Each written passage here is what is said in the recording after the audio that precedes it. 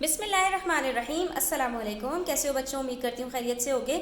आपकी new Oxford modern English book 7 के अंदर एक पोम है होम एंड लव, और इसके हम क्वेश्चन आंसर्स कर चुके हैं। आज हम करने वाले हैं बड़ा ही मज़े का क्वेश्चन, जो कि थोड़ा सा टिपिकल भी है, थोड़ा लेंदी भी है, बट बहुत ही इंटरेस्टिंग है। ठीक है, तो ये है आपकी एक्सरसाइज डी और ई से रिलेटेड। हम इन दोनों को डिस्कस करने वाले हैं, जिसमें हम डिबेट को भी डिस्कस करेंगे और उससे रिलेटेड रिपोर्ट राइटिंग भी करेंगे। ठीक है, तो वीडियो एंड तक देखिएगा, स्किप नहीं कीजिएगा, और इसको अपनी क्लास में एक्सपीरियंस भी ज़रूर कीजिएगा। अपने टीचर से कहिएगा कि वो आपको इस तरह की डिबेट्स करवाएं, क्योंकि ये हेल्दी एक्टिविटी होती है। इससे आपके जो माइंड्स हैं वो शार्पन होते हैं। ठीक है, तो यहाँ पर आपको जो स्टेटमेंट, जो टॉपिक दिया गया है, आपका थीम है home is more important than love.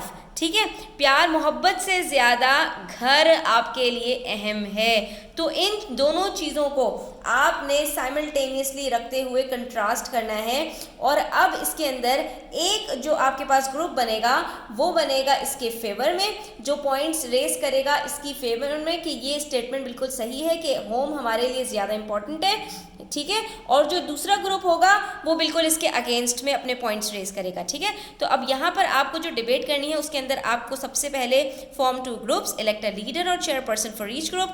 The person in chair must be responsible for the behaviour of the group and must keep order. ठीक है, 2 ग्रुप्स बनाएंगे, दोनों के लीडर्स बनाएंगे। लीडर का काम क्या होगा कि जो है वो इस डिबेट को बड़े अच्छे तरीके से मैनेज करे, और मैनेज करने के अंदर जो इसके अंदर बदतमीजी है या चीखो पुकार है उसको जो है वो रोक सके। ठीक है, उसके बाद the first group will give arguments to show that the statement is true. The second will argue that the statement is far from true, that is they will again go against it. ठीक है, तो अब यहाँ पर आपको इन दोनों जो है वो चीज़ों को जहन में रखते हुए ग्रुप्स बना लेने हैं, और उसके बाद फिर आपको डिबेट कंडक्ट करनी है। उसके बाद नेक्स्ट कह रहे हैं cooperate with one another and note down all the useful points that can be made to support your view point. ठीक है, अब यहाँ पर जो इंपॉर्टेंट चीज़ है वो ये है बच्चों कि आपने यहाँ पर जो मेन पॉइंट्स हैं ना डिबेट के, उसको नोट डाउन करते जाना है। जितने भी स्पेक्टेटर्स हैं, यानी कि जो पार्टिसिपेंट्स नहीं हैं, उनके अंदर आपने यहाँ पर कॉपी पेंसिल ले लेनी है, और डिबेट के इंपॉर्टेंट पॉइंट्स को, जो फेवर में कह रहे हैं उनके पॉइंट्स को अलग, और जो अगेंस्ट में है उनके पॉइंट्स को अलग आपने नोट डाउन करते जाना है। नेक्स्ट आपसे कह रहे हैं hold a debate to discuss the different viewpoints. 3 members can speak from each group. Her group में से 3 पार्टिसिपेंट्स होंगे, 3 स्पीकर्स होंगे, और वो अपने पॉइंट्स को रेस करेंगे और वो आपस में डिबेट करेंगे। डिस्कशन सारे ग्रुप मेंबर्स मिलकर कर सकते हैं, लेकिन जब डिबेट की बारी आएगी तो जो पॉइंट्स रेस करने वाला काम है वो यही 3 मेंबर्स करेंगे। ठीक है, अब हमने क्या करना है, हमने ये करना है right a short report on the debate in the exercise above. हमने इस पूरी डिबेट का जो है वो रिपोर्ट राइटिंग करनी है, यानी हमने इसका पूरा किस्सा अहवाल बयान करना है कि इस डिबेट में क्या क्या हुआ। तो अब आपको रिपोर्ट राइटिंग के जो एलिमेंट्स हैं उसको अपने दिमाग में लेकर आना है, और इसके लिए इन्होंने आपको यहाँ पर बता दिया, start by saying what the debate was about. सबसे पहले तो आपको ये बताना है डिबेट किस चीज़ के बारे में है। Follow this by giving the main points put forward by both sides. उसके बाद आपको दोनों टीम्स ने अपने अपने क्या क्या पॉइंट्स रेस किए उसको यहाँ हाईलाइट करना है, which viewpoint was better argued। और ये भी बताना है आपने कि किसने अपने पॉइंट्स को ज़्यादा अच्छी तरह से सामने रखा। ठीक है, and by saying which viewpoint you agree with and why। ठीक है, अब आपको आखिर में अपना भी कंक्लूजन देना है कि आपको कौन सा जो इसके अंदर जो फेवर में है या जो अगेंस्ट में है। तो आप इस स्टेटमेंट के फेवर में जाते हैं या अगेंस्ट में जाना है, तो आपको अपना व्यू पॉइंट भी इस रिपोर्ट की आखिर में देना है। ठीक है, तो सबसे पहले यहाँ पर बच्चों नोट डाउन कर लो कि जब हम रिपोर्ट लिखते हैं तो सबसे पहले हम टाइटल देते हैं, उसके बाद टेबल ऑफ कंटेंट होता है। टेबल ऑफ कंटेंट के अंदर क्या है कि इसके अंदर क्या क्या बातें की जा रही हैं। उसके बाद समरी होती है कि इस रिपोर्ट जो आप बयान कर रहे हैं, ये जो किस्सा हुआ था उसकी एक छोटी सी समरी बता दो, कब हुआ था, कहाँ हुआ था, कैसे हुआ था, कौन कौन आया था, जो भी सारी चीज़ें ना वो आपने हमें बता दी। उसके बाद उसके अंदर रिपोर्ट के अंदर आपको, अब क्योंकि हमने डिबेट की है तो डिबेट की यहाँ पर एक इंट्रोडक्शन होगा, एक बॉडी होगी और कंक्लूजन होगा, यानी उस पूरी डिबेट का जो असल मुद्दा है वो आप इन तीनों चीज़ों में बयान करेंगे, जैसे कि हम ऐसे लिख रहे हों। ठीक है, बिल्कुल इसी तरह से आपने करना है। उसके बाद फिर रिकमेंडेशंस, जिसके अंदर आप ये बताएंगे कि ये डिबेट कैसी रही और इस डिबेट से क्या कंक्लूड करते हैं, आपका किस तरफ जो है वो रुझान है, किस तरफ मैलान है, आप क्या समझते हैं, वो सारी चीज़ें इसमें आएंगी। और उसके बाद फिर आपने इसको अपना एंड कर देना है। तो बच्चों हम सबसे पहले यहाँ पर टाइटल बताएंगे, home is more important than love. उसके बाद फिर हमारी आ जाएगी छोटी सी समरी। ठीक है, हम समरी के अंदर क्या बता रहे हैं, our English teacher conducted a debate on theme home is more important than love on 16th October 2023 within the class in her linguistic unit, यानी अपने पीरियड में उन्होंने किया। ठीक है, ये conduct she divided the whole class into two groups. First group was assigned to give arguments to show that the statement is true and the second was to give viewpoints against the statement. ये आ गई हमारी यहाँ पर छोटी सी summary के जो हमने ये रिपोर्ट लिखी है ये किस चीज़ के बारे में है, जो हमारा डिबेट कंपटीशन टीचर ने कंडक्ट किया उसके बारे में, कब हुआ, कहाँ हुआ, कैसे हुआ, ये सब हमने यहाँ पर बता दिया। उसके बाद हमारे पास जो पैराग्राफ आएगा वो आएगा हमारे पास इंट्रोडक्शन का। ठीक है, इंट्रोडक्शन के अंदर हम क्या बताएंगे कि इस डिबेट का पर्पस क्या था और इस डिबेट से हमने क्या सीखा, ये सारी चीज़ें हम इसके अंदर बताएंगे। The aim of this debate was to hone the public speaking skills of the students and teach them to be articulate while expressing their thoughts and opinions. ठीक है, ये क्यों कंडक्ट किया, पब्लिक स्पीकिंग को इन्हांस करने के लिए, sharpen करने के लिए, उनको सिखाने के लिए कि किस तरह से लोगों से बात की जाती है, और उनको ये भी सिखाने के लिए to articulate while expressing their thoughts and opinions, कि अपनी बात को क्लियरली कैसे बयान करते हैं, साफ तौर पर कैसे इजहार करते हैं। आपका बयान वाज़ेह होना चाहिए, आप फ्लुएंट हो, एक्सप्रेसिव हो, वेल स्पोकन हो, तो अपनी स्पीकिंग एबिलिटीज़ को इन्हांस करने के लिए टीचर ने इसको कंडक्ट करवाया। The teacher made leaders for both the groups who were responsible for the behavior of their group and must keep order. This was to educate them how to respect the difference of opinion or instead of imposing yours on someone else. तो बच्चों अक्सर क्या होता है कि जब हम आम जिंदगी में बात कर रहे होते हैं तो जो हमारा व्यू पॉइंट होता है हम उसको दूसरे पर थोपने की कोशिश करते हैं।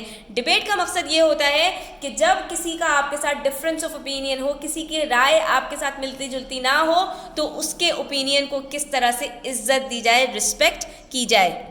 तो यहाँ पर इंट्रोडक्शन के अंदर हमने ये सारी बता दी कि डिबेट कंपटीशन का मकसद क्या था। ठीक है, उसके बाद अब हम आ जाएंगे मेन बॉडी की तरफ कि इस डिबेट में क्या क्या हुआ। तो the session was a mixture of opinions, thoughts and perspective that enhanced the knowledge and understanding about the importance of home with love. ठीक है, इसमें हमने क्या सीखा वो बता दिया यहाँ पे। To begin with, each participant spoke their mind. The debate started from the first group. They raised the following points. अब हम यहाँ पर जो फर्स्ट ग्रुप ने अपने अपने पॉइंट्स रेज किए थे उसको यहाँ पर जॉट डाउन कर देंगे in the form of bullets. ठीक है, हम यहाँ पर पॉइंट्स की सूरत में ही उनके पॉइंट्स को यहाँ पर लिख रहे हैं। Home is the thing that made of memories, it is the string of attachments of all good and bad things that happen to us in a certain way, and we remember them nostalgically, for we feel safe when we face the turmoils of this life. हम इस चीज़ के साथ जो है ना नॉस्टैल्जिकली जो है वो जुड़े हुए होते हैं, हमारी पुरानी यादें हमारे घर से वाबस्ता होती हैं क्योंकि हम यहीं पर पैदा और बड़े हुए होते हैं। ठीक है, तो ज़िंदगी के जब उतार चढ़ाव हम जब फेस करते हैं, जब अपनी प्रैक्टिकल लाइफ में आते हैं, तो वहाँ पर इस घर के साथ जो हमारी यादें जुड़ी हुई होती हैं और जो कुछ हमने सीखा होता है उसको हमें फेस करने में प्रॉब्लम नहीं होती। इसलिए होम हमारे लिए ज़्यादा इम्पॉर्टेंट है। वहाँ पर हमारे लिए लव काम नहीं आता, वहाँ पर हमारे लिए ये होम से जुड़ी जो मेमोरीज हैं वो काम आती हैं। Certainly home is more important than love because from home we saw our first love from our parents. Our home gave us the feeling of warmth and the rejoice of success. अब ये जो घर होता है, घर बनता ही मोहब्बत से है, तो यहाँ पर हम सबसे पहला जो हमारा प्यार और मोहब्बत है अपने पेरेंट्स के साथ, वो हम यहाँ पर एक्सपीरियंस करते हैं, इसलिए घर हमारे लिए ज़्यादा इंपॉर्टेंट है। Moreover, home is an ultimate place where one can forget the worries of the world for even a brief moment. घर इंसान के लिए जन्नत होता है, सारी दुनिया को धुकों को भूलकर वो जब घर में आता है तो चैन का सांस लेता है। A place where no matter what happens they will always have a place to return to. आपके साथ ज़िंदगी में जो कुछ हो जाए, बहरहाल आपके पास वापस लौट कर आने के लिए कोई जगह मौजूद होती है।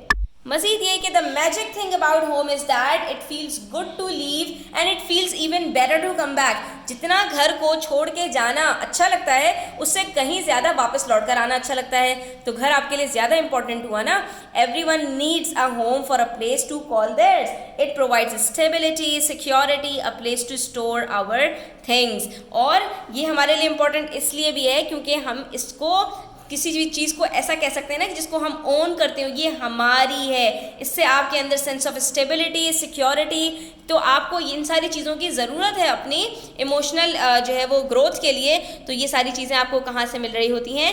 घर से मिल रही होती हैं। ये तो सारी हमने वो पॉइंट्स बता दिए जो फर्स्ट ग्रुप ने रेस किए थे। अब बारी आ जाती है सेकंड ग्रुप की। तो then it was the second group's turn. They started with saying that home and love are two separate things and they are not mutually exclusive. अब इनको डिसएग्री करना था, तो इन्होंने स्टेटमेंट को ही गलत कह दिया।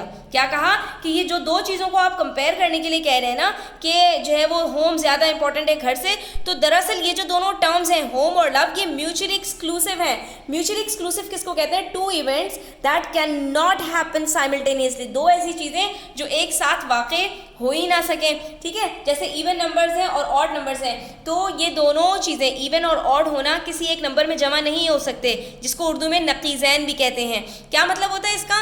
कि अगर एक चीज़ होगी तो दूसरी नहीं होगी, दूसरी होगी तो पहली नहीं होगी, और दोनों एक चीज़ के अंदर जमा नहीं हो सकती। तो यहाँ पर इन्होंने भी इसको कह दिया कि यू कैन हैव बोथ, आपके पास दोनों भी हो सकती हैं। यू कैन हैव नन, आपके पास दोनों नहीं हो सकती, ना घर हो ना प्यार हो।